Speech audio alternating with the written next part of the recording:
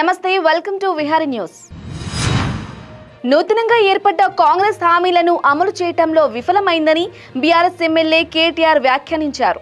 లోక్సభ ఎన్నికలు సమీపిస్తూ ఉండటంతో బీఆర్ఎస్ నియోజకవర్గాల వారీగా సమీక్షలు నిర్వహిస్తోంది. ఈ మేరకు తెలంగాణ భవన్లో భువనగిరి పార్లమెంటు నియోజకవర్గ సన్నాహ సమావేశంలో నాయకులు కార్యకర్తలకు కేటీఆర్ దిశానిర్దేశం చేశారు.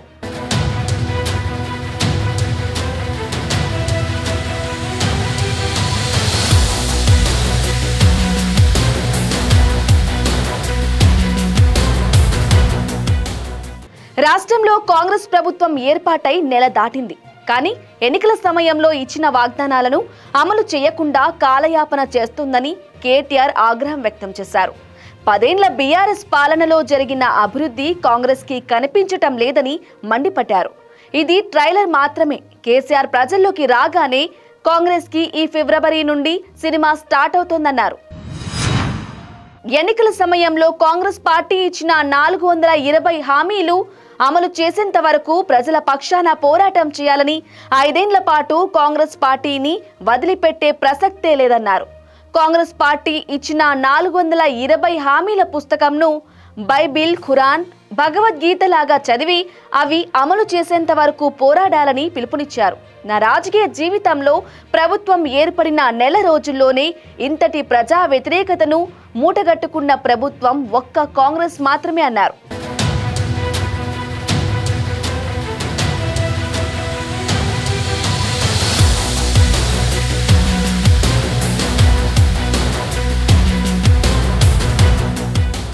For more updates, keep watching Vihari News. ఓ ప్రజాస్వామ్యం నడించాలి, మన జీవితాలు బాగుపడాలని చెప్పంటే ఆరోగ్యకరమైన చర్చ, ఆలోచన పెంచే చర్చ కావాలి.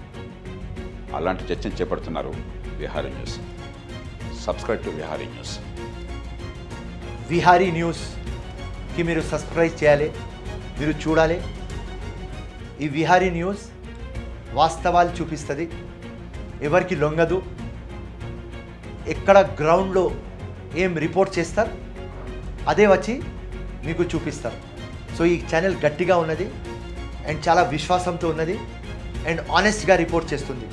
దానికోసం మీరు అందరు విహారీ న్యూస్ సబ్స్క్రైబ్ చేసుకోవాలి, చూడాలి, దీనికి గట్టిగా చేయాలి. జై హింద్, ధన్యవాదాలు. వాస్తవాలను తెలుసుకోవటానికి విహారీ న్యూస్ను చూడండి.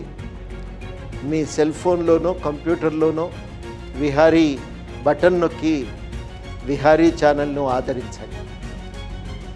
ప్రజల సమస్యలపైన ప్రజల పక్షాన ప్రజలకి వాస్తవాలు తెలియజేస్తూ అనేక ఇంటర్వ్యూలు చేసి ప్రజలకి చేరుగా ఉంటున్న ఏదైతే విహారీ ఛానల్ని అందరూ తెలంగాణలో ఉన్న ప్రజలు, నిరుద్యోగులందరూ కూడా సబ్స్క్రైబ్ చేయవలసిందిగా కోరుతున్నాం. అమ్ముడు పోతున్న ఈ వ్యవస్థలో జనం గొంతుకై నిలుస్తున్న విహారీ న్యూస్ ఛానల్ని సబ్స్క్రైబ్ చేసుకోండి. మీకు నిజమైన వార్తలు కావాలంటే విహారీ న్యూస్ని సబ్స్క్రైబ్ చేసుకొని ఫాలో అవ్వండి, లైక్ చేయండి, షేర్ చేయండి. Please subscribe Vihari news.